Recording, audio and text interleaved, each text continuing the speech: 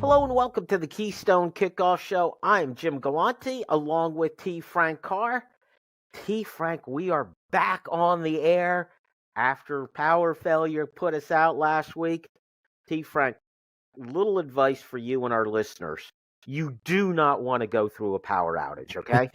Yeah, I've been looking into backup power, and I have had zero problems with that. But the idea of it, as more of us are working from home, it's something I think we had not everyone considers, but I can't imagine in the middle of the winter. I'm glad you made it through all of that stuff. Well, the sad part is I live it was new construction when I moved in, a little over 20 years ago. I've never had a major power outage. Nothing more than like 5 minutes, let alone a couple days. To add insult to injury, the first day I stuck it out here, going to bed that night, it's like, okay, let me just get to sleep. My neighbor across the street, he has a generator. Do you know how much noise they make? Yes, I am aware of that. That is, that does not sound fun. No, it was not. But we are back. We are back on the air, thank goodness. We are back with T. Frank, even better. Lots to talk about. T. Frank, let's start with the new commit. Owen, we've decided we're going to call him Alini. Is how we're going to pronounce the last name. An offensive tackle, 6'7", 270 pounds, out of Connecticut. First of all, I like the height, that 6'7" for these tackles. That seems to be becoming the norm. What could you tell us about Owen? That's really where you start, is the size and the length. Another, I always thought 6'6" is where you want to go with a tackle. I always thought that was like the perfect height, but they're getting guys that are 6'7", 6'8", like some of these guys that when they hit the high side of variance in terms of actually all of their physical and mental tools all work out together, these could be monster offensive linemen that have all the tools you're looking for from a length perspective, pass protection. There is a little bit of a downside in run blocking for some of these guys, but at the same time, in the past when Penn State has tried to find tall offensive linemen, they had to make some compromises about athletic abilities at the position. None of the guys we're talking about, going back to Garrett Sexton, Egan Boyer, a little stiff, but not even to the point where I would say it's really a problem. Owen Alini falls into that group as well, of a guy that has the physical ability to move and also is massive. So upside, a 3-star by all of the different recruiting services. I think underrated for sure, not even rated by some of them. So Penn State is getting, I guess you could say, a project tackle, an under the radar player, but just in general, another player from the New England area that they've identified as an elite, I would say pretty close to elite physical prospect that is under the radar for a lot of schools, and they got in early, and here he is committed early in this process. So Phil Trautwein on that side too, doing work again. It's not Cooper Cousins after his 10th grade season committed, but this is another early tackle early on in the process, committing to the Nittany Lions and to Phil Trautwein. So I think it's a big win. I think he's a quality player, and just another one of these pure tackles that they had not gotten for like 8 years under James Franklin. Now they're on a run of them. I like the idea that it is a pure tackle, that's what he's going to be trained for. That's where he's headed. That's what he could do. And also the fact, and I'm going to speak a little bit out of both sides of my mouth this way, at 6'7", 270, that 270 weight seems pretty good for a high school player. Yet at 6'7", it seems like that's probably a body that could put on quite a bit more weight. Yeah, it is. And that's the idea, is that you don't want any of these guys showing up. I say this, and Cooper Cousins is 6'6", 320 on the official roster. So there are unicorns out there, but you shouldn't judge everyone by that standard.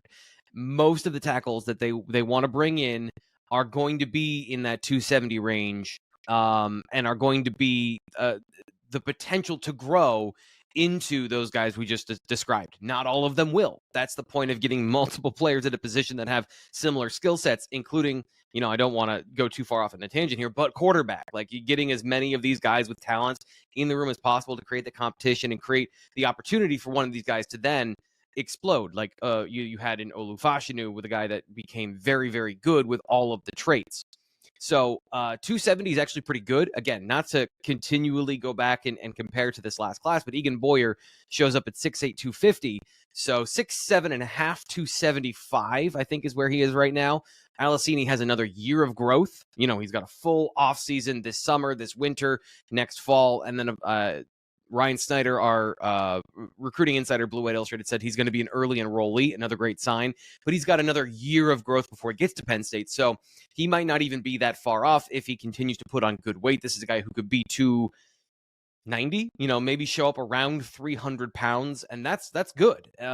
You want to see some of the things on film that go with that size, and we don't quite see that yet with his run blocking, but this is also a guy who's very young to football, hasn't been playing football a very long time, so there's a little bit of pluses and minuses in his profile from that perspective, but all the tools are there for him to be a complete offensive lineman that can block and can pass protect. Well, that's another issue. You brought up the fact that he's fairly new to the game, which probably makes him raw, but creates a better upside. Did I read correctly that he was a hockey player prior to playing football? Yeah, and if you want to get the full thing, again, Ryan Snyder wrote about that over at BlueWhiteIllustrated.com, talking to his high school coach. He played hockey and didn't take football seriously until a couple of years later, so he's only been playing football for 2 years. And given that, watching his film, I think he's incredibly well coached. So you have that diversity of background, which you love in sports. So hockey is a lot about foot quickness, and it's a lot about agility and being able, I don't know anything about hockey, just watching them move. They have to be good at certain things that are, I think, complementary but contradictory to an offensive lineman. It's not about being as big and as heavy and as strong as it is, as about functional movement in 3 directions, right? In all of these different directions. So I love, and you see that in his film, he's got great hip quickness for a guy who's 6'7". He's got great mobility. He might not be as explosive as some of these guys you've seen from Penn State that are these kind of rare breed offensive linemen that are big and strong and explosive and move really well and are fast. But he's in that category of guys that have the physical tools and having very few blemishes on his resume. And also, this cross training that he's gotten gives him I think a unique physical ability with his lower half to control and move. It's just about getting him more confident to execute those assignments and to use those tools on a regular basis. But what I like watching the film is that he is being well coached, and you see those basic fundamentals. And the reason he's not overly aggressive right now is because he's clearly thinking about them. So the process is correct. A lot of what you see with him, the process is correct. And he's not a guy coming from an offensive line that doesn't pass protect. So he's got a diverse background of skill set from high school already, giving him a good baseline. All we're looking at here are baselines of these things to see, is he coachable? Does he have the ability to do these things? And where is he on that journey? Not expecting him to be a guy that plays early or is like polished coming into school, but what are you working with? And I think you're working with a lot of really underrated positive attributes with Owen Alini. Well, I'll tell you what, if I were on the hockey ice and 6'7", 270 pounds was skating at me, T. Frank, I'm getting out of the way. That's yeah. That's all I'm going to say about that sport. Let's talk a little bit more about, he's from Connecticut, and what kind of competition has he dealt with in high school up there? Yeah, that's the problem. So it's a bit of a, I don't know if it's a fully truncated season. They start later than everybody else, and they have the pool of competition. While it produces some guys like Andrew Rappelier, and some of the guys that Penn State has gotten recently, Pat Fryermuth, Luke Reynolds. There's been Elijah Newby is a guy that's going to USC, who's an excellent linebacker that Penn State wanted to get out of the area. So there are schools and there are teams that have a certain level of athletic greatness, but overall, it's not the Philadelphia League. It's not some of the other places where Penn State is going to find these guys that have, really good competition with multiple D1 schools, maybe not even Ohio. So I think the select highs are high, But overall, there isn't anybody that you watch on film that's really challenging him. That's the important part. The unfortunate part is they did play a bowl game against Luke Reynolds' team, which has a lot. Cheshire Academy has a lot of really good football players that are going to the D1 level and the Power 4 level, I think we have to officially say now. But that video was not available on the internet. I couldn't find that particular game to see how he did against those players. But he dominated everybody else that you saw. And like I said, the process of how he did it was the correct way. So he's not out there just leaning on guys and mauling and throwing people with bad technique. He's doing it the right way, getting wins the way you want to see. At least that's how I viewed his tape. You mentioned earlier a couple of the tackles that Penn State has brought in the last couple of years. Could you give me a little bit of the comparison, Alini, to the last couple of tackles they brought in? Is he fitting the specific mold that seems like Troutwine is bringing in now at the tackle position? Yeah, so I guess you got to start with what are the traits of the position you're looking for. Length is, I don't want to say the number one thing. Functional movement, we talked about mobility, athleticism. That's the number one thing. And then from there, probably you'd go with length. So height is not even always the number one determining factor, although you do like to have long leg tackles that can kick out in pass protection and eat up ground quickly without having to stress. So that athleticism with that length of the overall frame at 6'7", that gives you a lot of what you're looking for from a pass protection standpoint. But these guys also need to have long arms to engage with defensive ends. Freakazoids like Chop Robinson and Dennis Sutton, they're big, fast, physical, and they have 33-inch arms. So you can't have guys that have short arms. And when you're 6'7", unless you are an outlier on the wrong side of things, you probably have that length you're looking for. So I wouldn't say any of these guys are overly extremely long. I'd say Garrett Sexton is the one that kind of looks like a unicorn with super long arms for his frame. But they have the required length and size, and then that movement skill, you expect them to build their body up to a certain level. And that's when you look at, again, like, how big is their frame? How wide are their hips and shoulders? And, not being able to see these guys up close, like doing a little film scouting, there's some things that you can't 100% see, but you can tell when a guy is thin. You can tell when a guy has a narrow frame, and I don't see that from any of these guys. So, like, if you're asking me to power rank them, I don't. It's pretty early for that. I made it pretty clear Garrett Sexton is one of my favorite players I've scouted in a long time, but I think all these guys fall into a category around that where they have the potential to develop into very positive starting tackles for Penn State. Very good, T. Frank. Thank you for the update on Penn State's latest recruit on the offensive line. Another exciting prospect for Troutwine to work with. That's it for quarter number one. We've got lots more to go. Stick with us. Hello and welcome back to the Keystone Kickoff Show. It's quarter number two. He is T. Frank Carr. I'm Jim Galante. We are talking Penn State football. T. Frank, I want to start with this. You are not only great on the video portion, you do some great writing over there at BWI. Thank you. I love the articles that you put out there. But what happens then is it makes me want to talk to you about them. So that's There's more of them this time of year. I'll tell you that. Like, there's more time for me to write in January than there is in October, when it's like we're producing 15 videos a week if you count all of the side things that we do and the live press conferences I got to go to. So I do like writing. I feel a little rusty, so I appreciate you saying that. They still don't suck. And as long as I'm at don't suck on all the things I do, I'm pretty happy about that. That is high praise. They don't suck. I like the videos, but sometimes it's just fun to sit down and read the articles. We're actually going to hit on a couple of articles that you put out in the last week. One of them that I thought was interesting, and you classified this as Penn State's slot defense. Yeah. And as soon as you say slot defense, my mind immediately goes Daequan Hardy. Okay. Yep. He's slot defender. I'm a big fan of Daequan Hardy's, but you brought up also the other parts of this is Daequan Hardy is not out there every single down, especially on the early downs, and it's somebody else who has had that responsibility, and that's a linebacker. Yep. Tell me about Curtis Jacobs and what he did on that role the last couple of years. Really, since 2020, when he got some game reps, he has been the team's primary slot defender. And slot is not slot is how we're categorizing it. That's the thing, is like it's not necessarily just slot defense. It's playing the field, the long side of a college football field where there's more green grass to cover, and you got to make some decisions about how you're going to cover that area.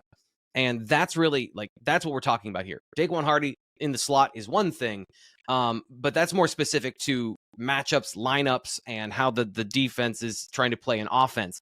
But Curtis Jacobs has the problem of on early downs when, it's not third and long or third and we're bringing on our nickel corner.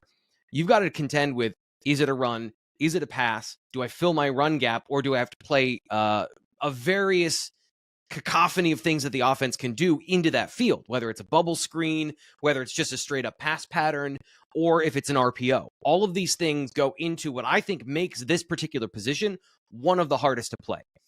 And because it's super interesting, I focus a lot on this because it is a part of the defense that I think is soft. It's squishy. It's malleable. Your Mike linebacker, your Will linebacker, your outside corners, these are kind of your tentpole foundational positions that you have starters. They're on the field almost all the time. But how you deal with this, I think, is the flavor of different defenses. And for the last 3 seasons under 2 different defensive coordinators, Curtis Jacobs has been the guy out in the flat.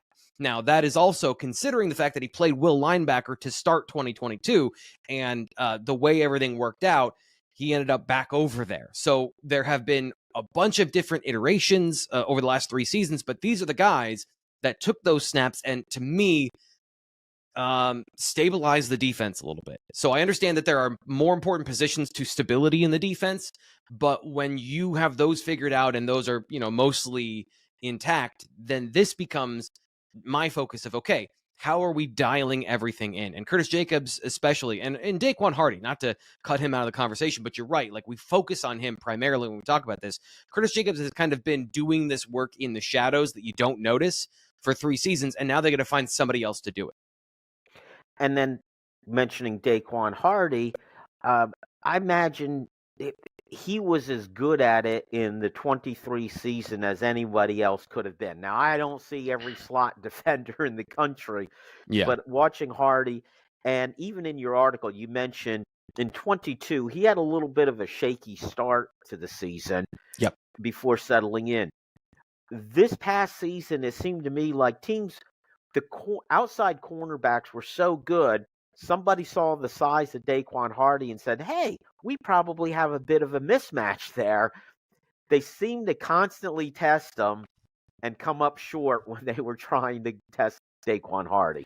So there's a couple of different things that go into this. It's not just the outside corners. It's also the pressure. So outside routes can, and this is kind of a generalization, for those receivers, they can take a little bit longer. Now, you can run any route from the outside for the most part. So you can run a slant, you can run some quick stuff.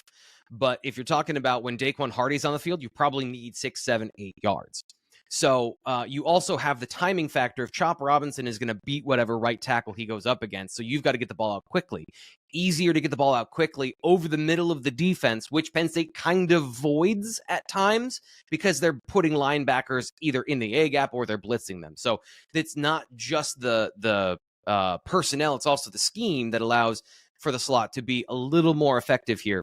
And what I came up, and this is just for this past season. The problem is, like, he played more snaps on the outside in the bowl game, trying to come up with, he allowed a passer rating under 100 through the regular season. And then for the last 2 games, it was over 100, including 156.3. But for his career in the slot, he allowed a passer rating of 50.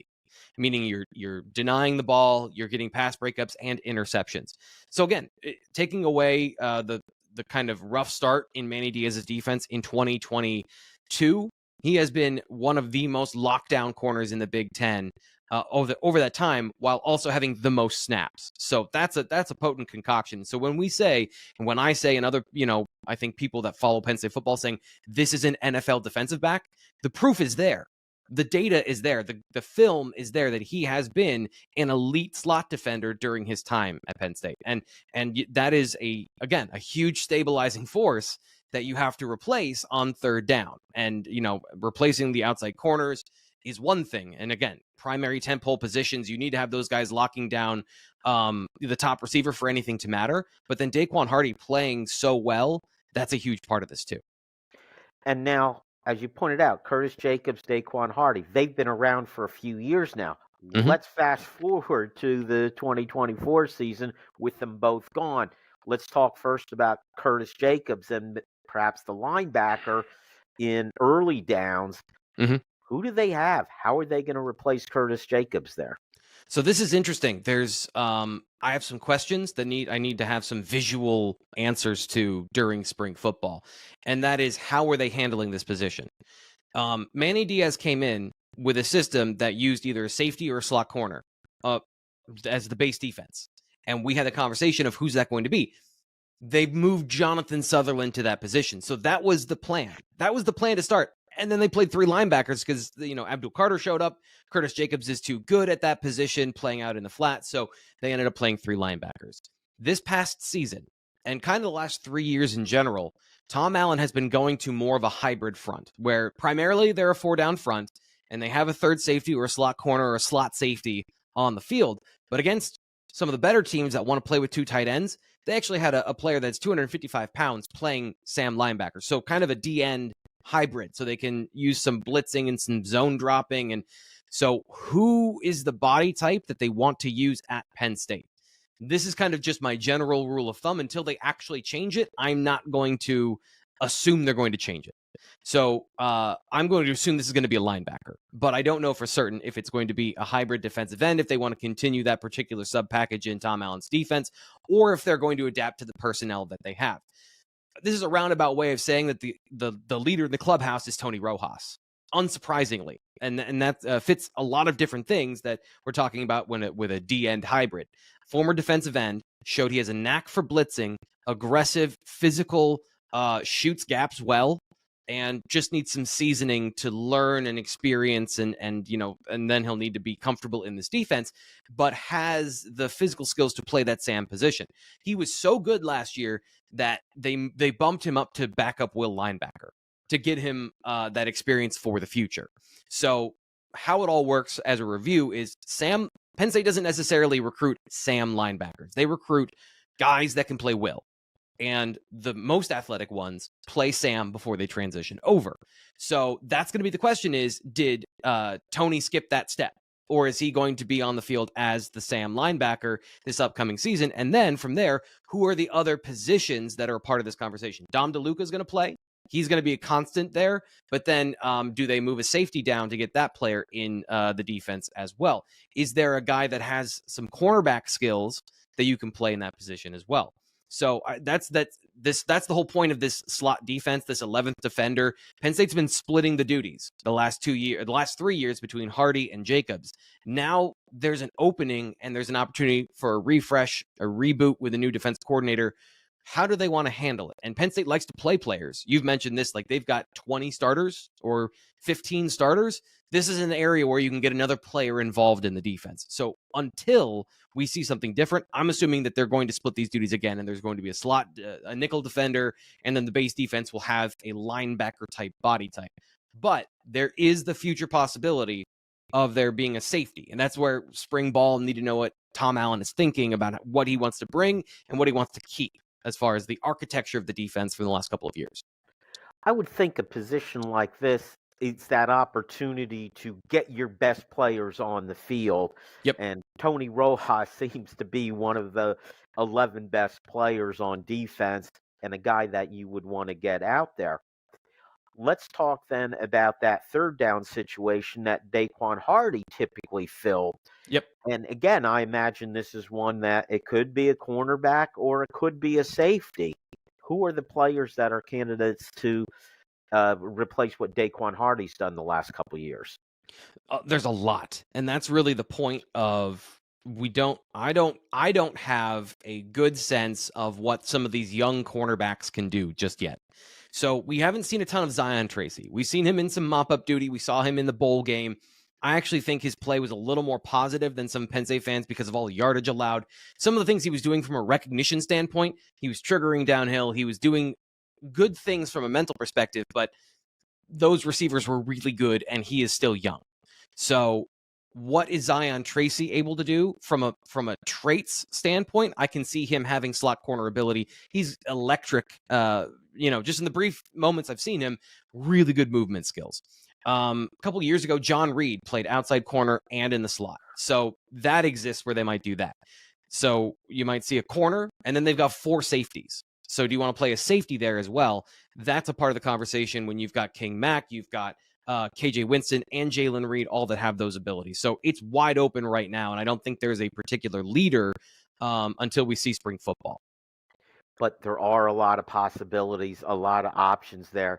And again, I suspect we're going to see more than 11 starters, maybe not quite 20 or so, which I felt like they were doing last year. But there's going to be a lot of people that you could consider starters on this defense. All right, that's it for quarter number 2. When we come back, it's quarter 3, and it's Ask T. Frank. Stay tuned.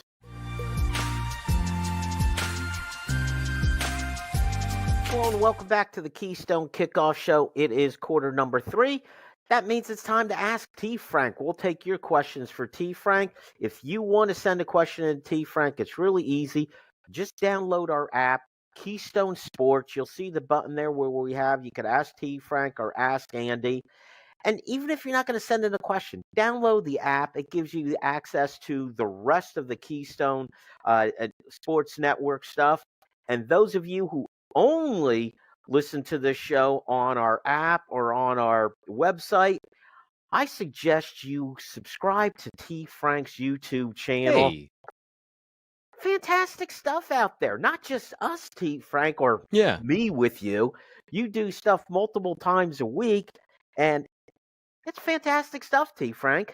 Yeah, well, thank you very much, and I appreciate the opportunity. If you want to subscribe, BlueWhiteIllustrated.com. You can use the promo code PSU1, which is a YouTube exclusive thing. You only get this here. By the way, hi everybody. We do live shows every Tuesday and Thursday, and this one is obviously recorded for the radio, so it's not a live show. And I'm always in the chat saying hi to people and talking, but I always feel bad because in the back of my mind, I'm like, people are used to talking and they're used to interacting. So this is a rare window for me to say hey to everybody in the chat. Appreciate you being here every day during these live re-airs. And for anyone who hasn't that wants to subscribe to Blue White Illustrated, you can use that YouTube promo code PSU1 to get 2 months for $1, so you can get some of these articles that we're talking about here on the show today. Yeah, I suggest you do it. It's like fantastic stuff. I'm a Penn State football addict. I don't want to take the spring and summer off. It's year-round, T. Frank. So, and you guys provide so much great information. I absolutely love it. I could not be a bigger advocate of your stuff. All right, let's move on to our questions. Let's start with Lee in Mount Lebanon. First of all, hey, Lee, I haven't heard from you for a while. Great to hear from you. Lee says, hey, T. Frank and Jim. T. Frank, you did a film report on Anthony Duna after he committed as a 3-star lineman. At that time, you felt he was the top tackle prospect in the class, and he was immediately placed inside upon his arrival to Penn State. With his limited playing time at guard during the season in 23 and the limited time at tackle in the Peach Bowl, do you still see him as a top tackle prospect at Penn State? And do you think his pass blocking has significantly improved since high school? So I'm a little thrown off. I don't remember saying that. So this is the truth. Go ahead. What's that? I was going to say, I thought you were pretty high though on Anthony Duna, more so than perhaps his star rating, and perhaps that's what Lee is thinking of. So physically, the physical traits are there. And that was really the point, is he's super long. So he's 6'5", but he's got longer arms than some of these 6'7" tackles. So that's really what we're talking about in terms of his potential to play tackle. But watching his film, and this is the point I want to make, and this is the point I've made since, and this is me trying to be journalistically fair and not being one of these, hot take dudes who's like, I didn't say that. I was concerned about Anthony because he was new to football. And he had that I'm new to football sort of thing where he was, this is always my worst fear is, do you remember Bud Dupree played football at, I think, Kentucky, played for the Steelers? He was the best fan of football I've ever seen because he would run right up to the football and then watch football like the rest of us. He wouldn't make a play. He would just run to the football and he wouldn't know how to make a play. I saw a lot of that with Anthony, of he was watching everybody else run by him, and at 6'7", at a certain point just block somebody. Like, he's not making mistakes, but he's also not making plays. So I had some concerns about what are his football instincts. And again, he was at a new school that literally the football program was new. And he was new to football. He got into the Penn State program and blew up. So, like, he was a guard to me. He was hard, like, guard. He's a project. He's going to take a couple years to work. And kind of like Tony Rojas in the background, more so than Tony, he was developing and working and getting so much better. It's not just me. Like, talking to our reporters, their sources were saying the coaching staff was surprised at his level of development, his level of progress. And it got to the point where he was the guard in this conversation between Birchmeier, who got the first opportunity at tackle. He redshirted, moved inside. Javen Williams was always a tackle for them to start. He was getting work on the left and the right side. And then suddenly in the bowl game, after almost a full year of work, it's Donko, not either of those guys, that's showing up as the tackle. So the traits were always there, but the football instincts and the progression of what I saw from him his junior to senior season, I didn't see massive progress junior to senior season in high school. And then suddenly he takes to Phil Trautwein's coaching and all of this stuff starts to click. So this is another, he hasn't done anything yet. And there were some things in the bowl game that didn't show up that I think are a problem. Passing off and understanding stunts and how to do those things. He ended up on his butt once or twice in pass protection, so that's not good. But at the same time, from a run blocking perspective, he dominated those guys on the line of scrimmage, and there's no way around that. So there's some good stuff there from him. I'm not ready to say that there's been massive improvement into like starting caliber, but from where he was, yes, massive improvement as a pass protector, to the point he played right tackle. That should tell you a massive amount of what Penn State thinks of him, that he was the first freshman in and not Javen, who had been working at that position for visibly, publicly during practice for most of the time he was here. So yes, great progress from Anthony from where he started to where he is. There's still, I would imagine, that much more to go for him to take that right tackle spot this next year. And I think the point you make, that he was the one selected among the young players to get that job for the Peach Bowl. Let's go to Mark in Annapolis, who says, "Hey, T. Frank, with the two new additions through the portal, what is your confidence level with the cornerbacks for this season?" That's a great question. Confidence level, there's so many unknowns. That's the I guess the thing is I don't have a level of confidence or concern. Cam Miller played well. I liked what I saw from Zion Tracy. I have some concerns about Jalen Kimber, a good athlete that I think lacks some physicality and some aggression to get to the football. But at the same time, he's a good cover corner. He was a solid starter for Florida.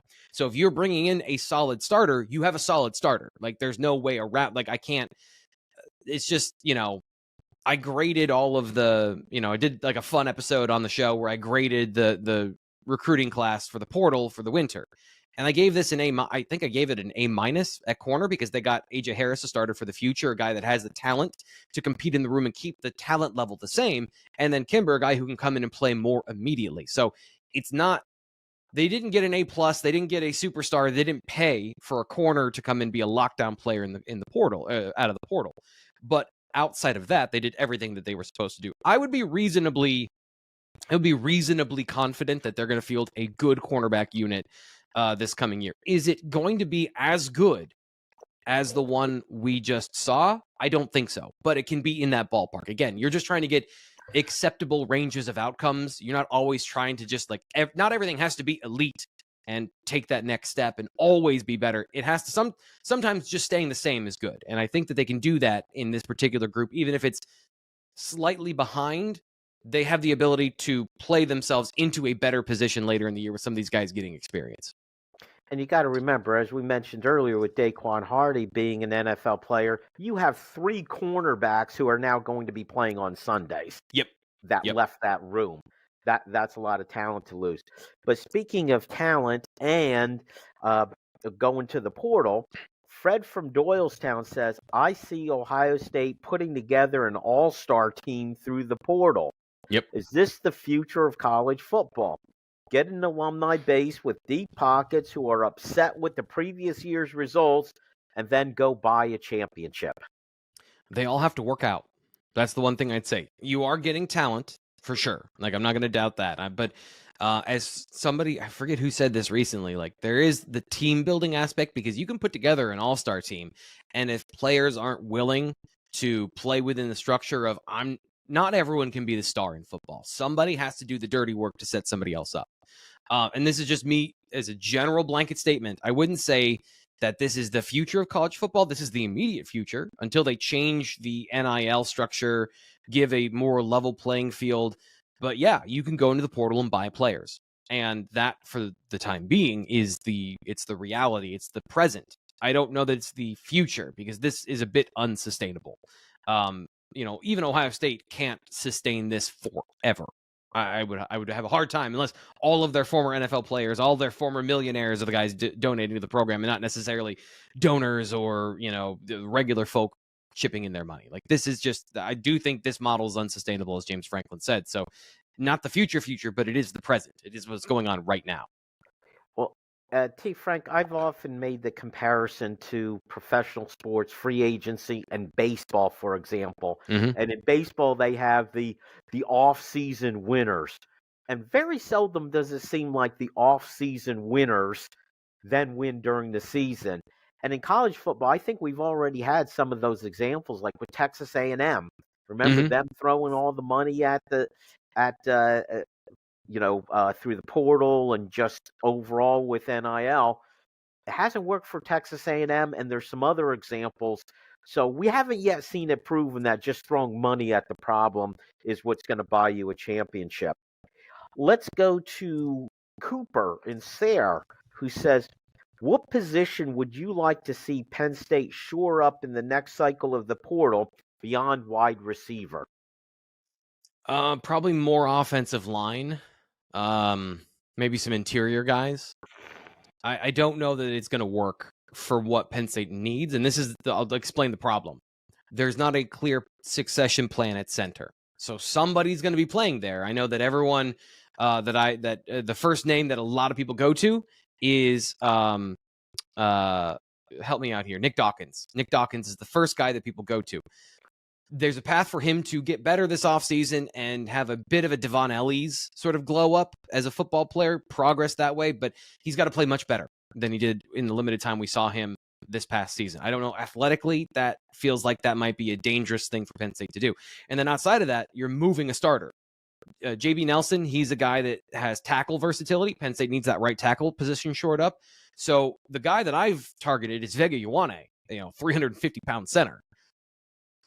That can work. That can absolutely work. But I also think that they might want another interior player to go along with these guys, so that you're not putting a redshirt freshman like Alex Birchmeier in a position where he has to contribute this next season. Or again, Javen Williams, if he moves in from tackle to that interior, I think another interior player to shore up one of the guard positions from a veteran depth perspective would be good. And then outside of that, that's really it. Defensive tackle, defensive end, all these positions are pretty well secured outside of the ones you mentioned. We can't say receiver in this situation. So I'd go interior offensive line. And as I keep pointing out in our last several shows, T. Frank, they've got about 98 or 99 guys on scholarship. Yeah. They already have to thin the herd to get it down to 85. All right, that went fast. That is it for Ask T. Frank. Stick around. We got more to go in quarter four. Hello and welcome back to the Keystone Kickoff Show. He's T. Frank. I'm Jim. We're talking Penn State football. T. Frank, been a good show. I've stolen some topics from articles that you've written. I'm going to do that again. Let's plagiarize. You put out an article in the past week and you called it Critical Player Development. And, to tie it into one of the questions for the that we had in the Ask T. Frank, which was building the team a bit through the portal, bringing guys in. Mm-hmm. There's also it's the old-fashioned player development. It's saying, okay, we bring guys in. They may not come in as freshmen, get right on the field, be superstars right away. It's about getting those players that you have in the program and can you develop them into the next one, the next Yeah. guy? And there are players, especially, well, let's start at defensive end, Hmm. because there's a situation where I mentioned cornerback sending 3 guys to the NFL. At defensive end, there's 2 guys, Adisa Isaac and Chop Robinson, who are both moving on. One of them, Chop Robinson, very likely could be a first round draft pick. Should be. Yeah. Yes, I can't compare guys to other teams. I don't see enough college football, see everybody else. But watching Chop Robinson game to game, and especially paying attention to him when it's not a case where, boy, the camera is focused on him, he made a play. It seems like he beats his man on almost every single play if you focus on him. And that's really what Penn State needs for this next year. So the answer, and to kind of set up what I did here. First off, some things just stick in your head, right, Jim? So some things that people say just kind of stick in there. And James Franklin mentioned multiple times this offseason leading up to the bowl game, they are not a transfer portal team. They are a recruit and develop team. And, I get what he's saying, and I get the subtle context of that, but I also think that given the opportunity, if you could solve your problem with a veteran from the portal and get the best player you possibly could, they would do that too. Like, this is a reality more so than a preference. And I think that generally you'd still prefer to get elite talent and develop them. So who are the guys that have to develop this season for Penn State? And so I picked, the answer is all of them, but I picked one from the positions that made the most sense. And that's really the setup here is, it's actually not Jameel Lyons who is in the article. Like, Dani Dennis-Sutton has to take that star turn. That is the development that has to happen this offseason. But I wanted to pick out guys that were non-starters so that it wasn't just me writing about, hey, here's a bunch of obvious things you already knew. But the idea here is developing the next wave on the defensive line. Jameel Lyons has that star talent.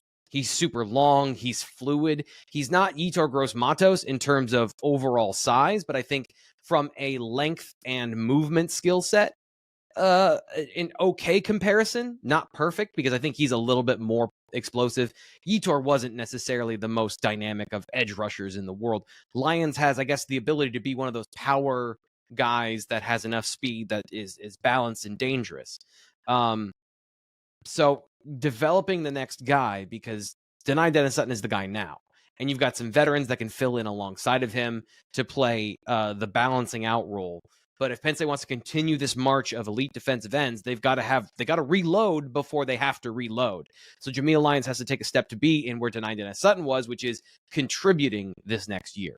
And then I just want to throw this one in for a bonus, because it doesn't matter this year, but just the idea that Caleb Artis is on the roster, I just wanted to point him out as a guy that's been developing in the background.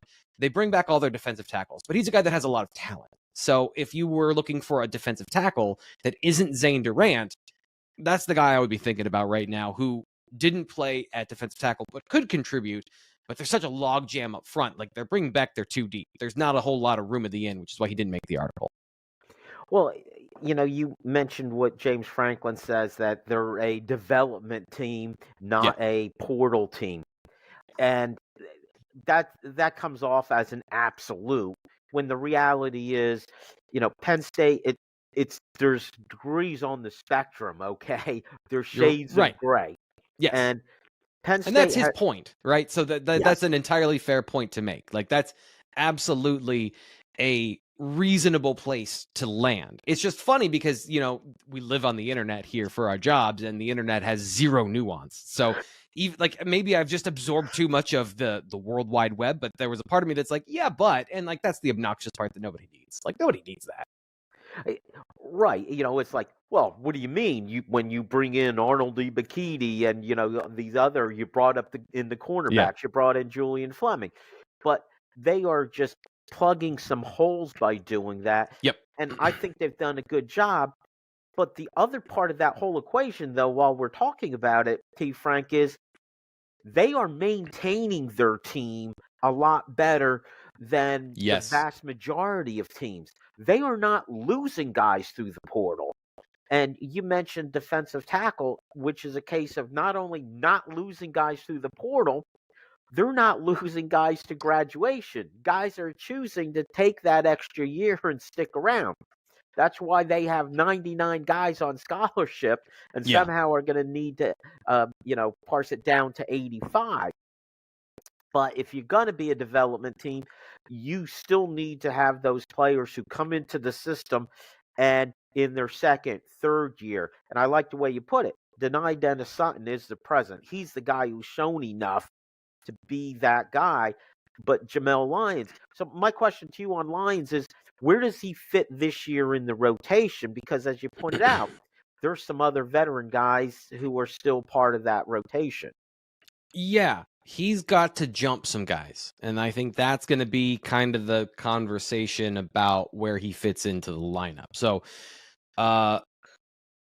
Deny his freshman season was in that 3-4 role where he was the third, fourth defensive end, got some time in some non-critical situations, but in first and second halves his freshman season, then he became kind of jumped Amin Vanover in the roster to be the number 3 defensive end. I don't think Jameel Lyons is on the same path where he played as a freshman because he didn't have to. But he could have, like James Franklin insinuated, some of the players that were freshmen could have contributed if they were needed. So is he going to jump a Zariah Fisher in the order to be the number 3 guy? Is he going to be a part of that 4 deep? And when he is, what is his impact? So I guess I would say he starts as maybe the 4th defensive end, but he's got to eat into the shares of those other guys because he's so talented and he's making those plays. And not that he has to be the starter next year, but we have to know what he is going into 2025. Let's talk about a couple other guys that you talked about. And at linebacker, Curtis Jacobs is the one guy moving on. Tony Rojas seems to be that logical next guy at linebacker.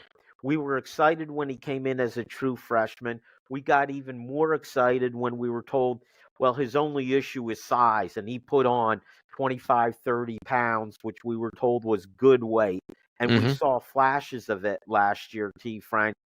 What's the next logical step for Tony Rojas? So he would be the guy first in line to replace Jacobs as that we talked about the slot defender. 4-3 dude, more explosive than Curtis.